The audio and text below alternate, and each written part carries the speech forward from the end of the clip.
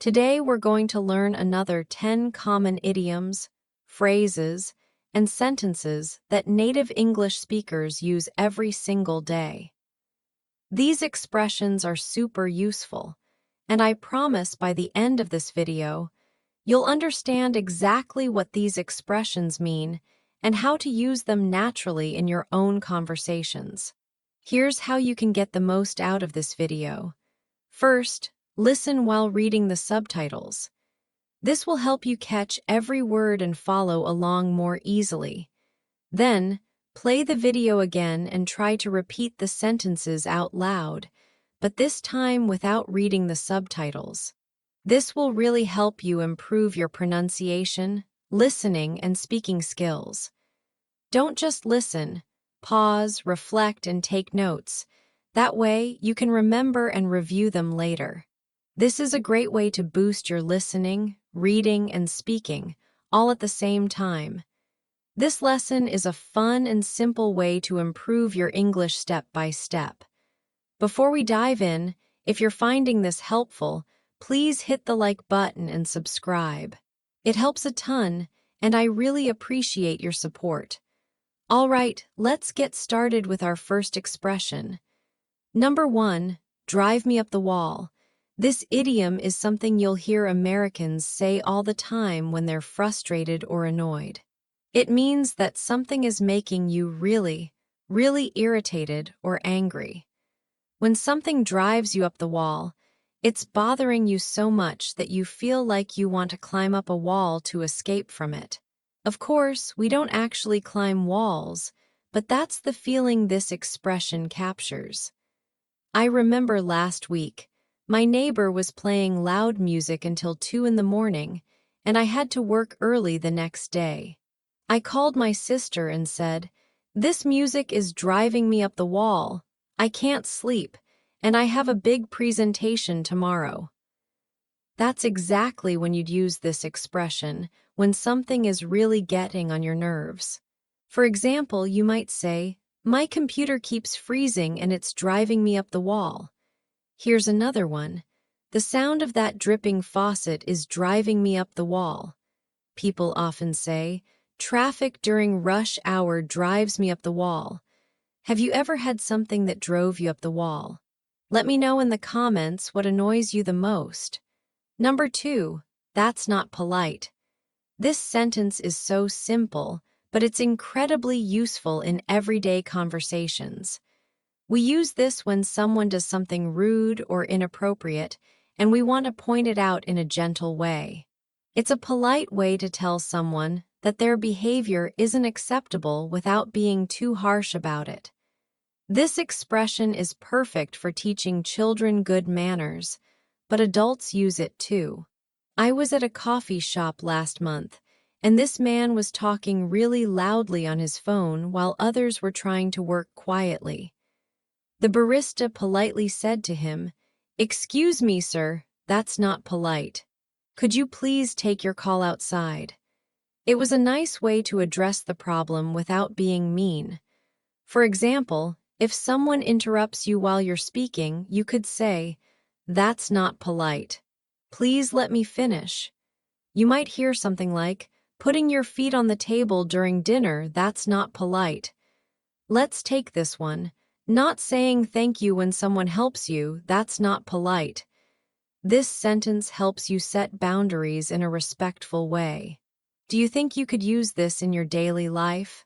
Number 3, I'm a little bit bloated.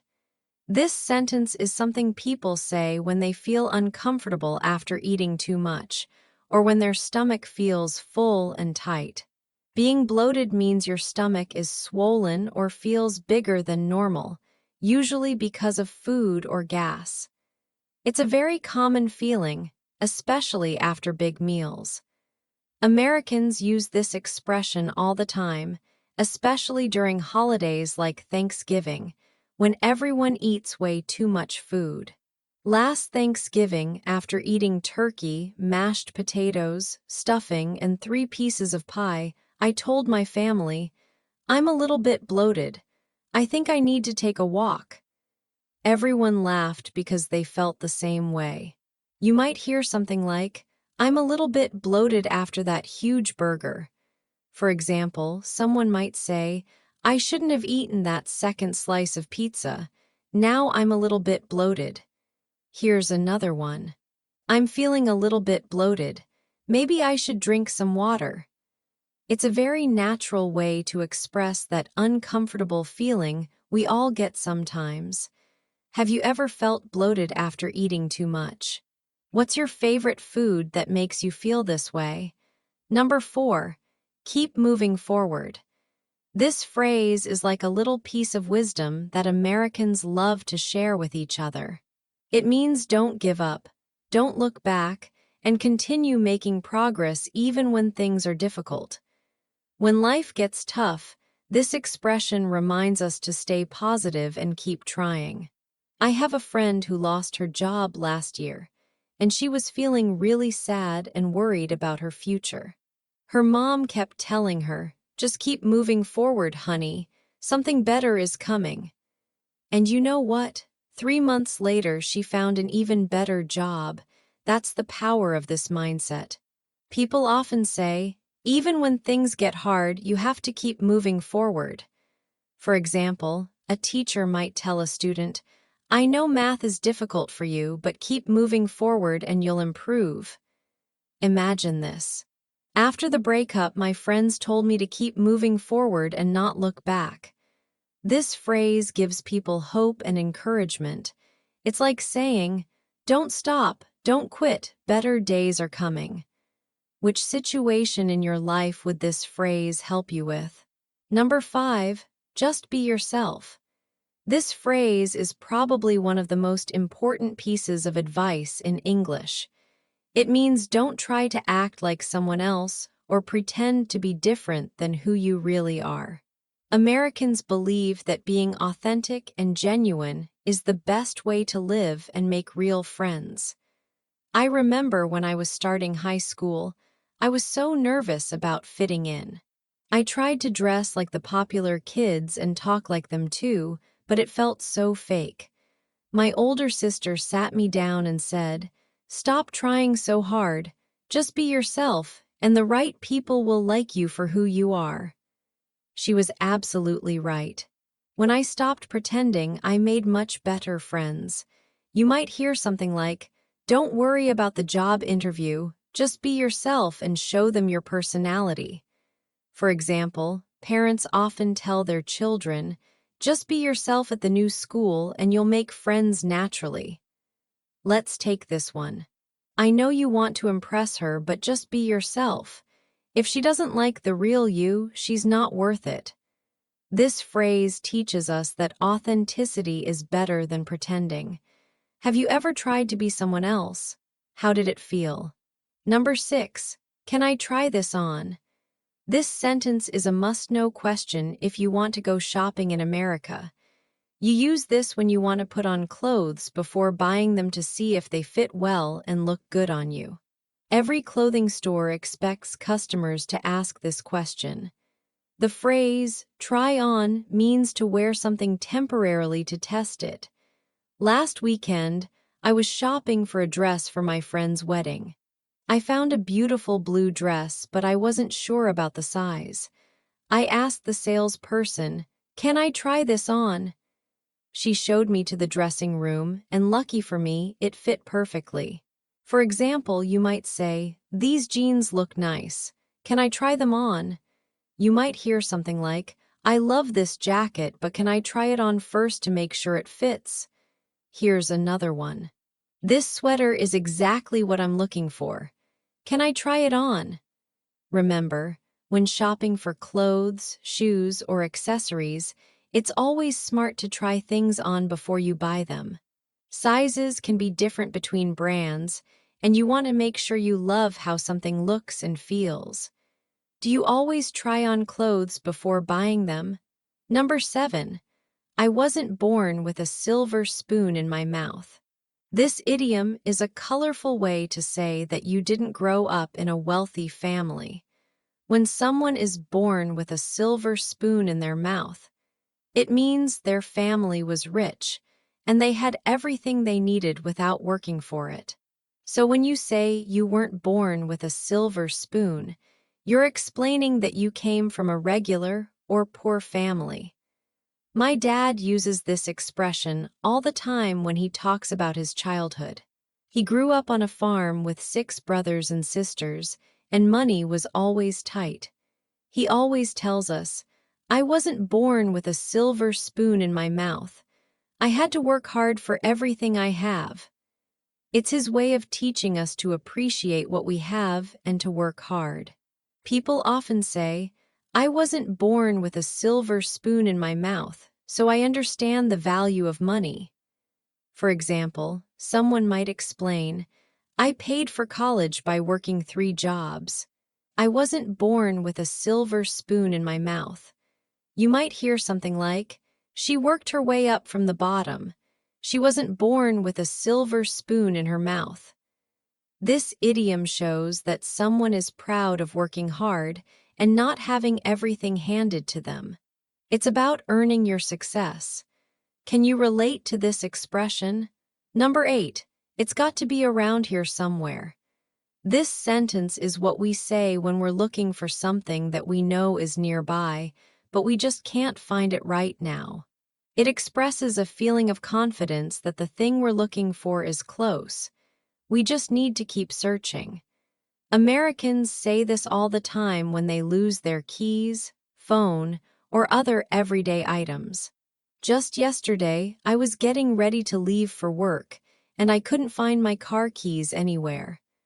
I looked on the kitchen counter, in my purse, on the coffee table.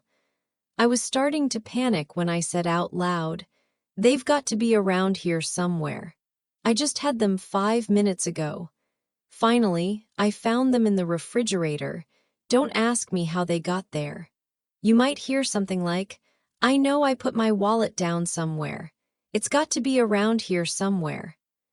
For example, when helping a friend look for something, you could say, "Don't worry, your ring is got to be around here somewhere. Let's keep looking." Imagine this. "My phone was just here a minute ago. It's got to be around here somewhere." This sentence helps express hope and determination when you're searching for lost items. It's also a way to stay calm when you're frustrated.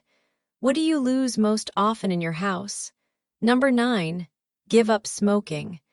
This phrase means to stop smoking cigarettes completely and permanently. Give up in this context means to quit or stop doing something, especially something that's bad for your health. This is a very important expression because many people struggle with quitting smoking, and it's something doctors and family members talk about a lot. My uncle smoked for 20 years, and at every family gathering, someone would tell him he should give up smoking. He always said he would try, but it was really hard for him. Finally, when his first grandchild was born, he decided he wanted to be healthy to watch her grow up. He said, "That's it, I'm going to give up smoking for good." It took him several tries, but he finally succeeded, and now he's been smoke-free for 5 years. For example, a doctor might say to a patient, "You need to give up smoking if you want to improve your health." People often say, "I've been trying to give up smoking for months, but it's so difficult." Let's take this one. My New Year's resolution is to give up smoking and start exercising. This phrase is about making a positive change for your health and life. It takes courage and determination. Do you know anyone who has tried to give up smoking? Number 10, I'm stuck in traffic. This sentence is probably one of the most common excuses you'll hear in America. It means you're in your car, but you can't move because there are too many cars on the road, and everything is moving very slowly or not at all. Traffic jams happen every day, especially during rush hour when everyone is going to or coming from work. Being stuck in traffic is so frustrating. Last Friday, I was supposed to meet my friends for dinner at 7 o'clock, but there was a terrible accident on the highway. I called them at 7:15 and said, "I'm so sorry I'm late." I'm stuck in traffic and I haven't moved in 20 minutes. They were understanding because they live here too, and everyone knows how bad traffic can get. You might hear something like, I'm going to be late for the meeting. I'm stuck in traffic.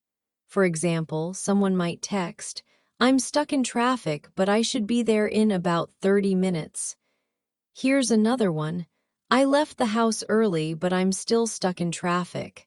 This is crazy. This sentence is also a great excuse when you're running late, because everyone can relate to it. Traffic is just a part of life in most American cities. How is the traffic in your city? Do you get stuck in traffic often? Let's recap what we learned today. We covered 10 super useful expressions that you'll hear native English speakers use all the time. We learned drive me up the wall for when something really annoys you. That's not polite for pointing out rude behavior. And I'm a little bit bloated for when you feel too full after eating. We talked about keep moving forward as encouragement to not give up. Just be yourself as advice to be authentic. And can I try this on for shopping situations? We also learned the idiom, I wasn't born with a silver spoon in my mouth, to talk about not growing up wealthy. It's got to be around here somewhere when you're looking for lost items. Give up smoking for quitting cigarettes. And finally, I'm stuck in traffic for those frustrating driving situations. These expressions will make your English sound so much more natural and native-like. Practice using them in your daily conversations, and don't be afraid to make mistakes. That's how we learn. If this video helped you, please give it a thumbs up and subscribe for more English lessons like this. Tomorrow, I'll be back with 10 more idioms, phrases, and sentences that will take your English to the next level. Which of these 10 expressions was your favorite today? Let me know in the comments and tell me how you plan to use them. Take care and keep practicing your English. Remember, every day you practice is a day you get better. I'll see you in the next video.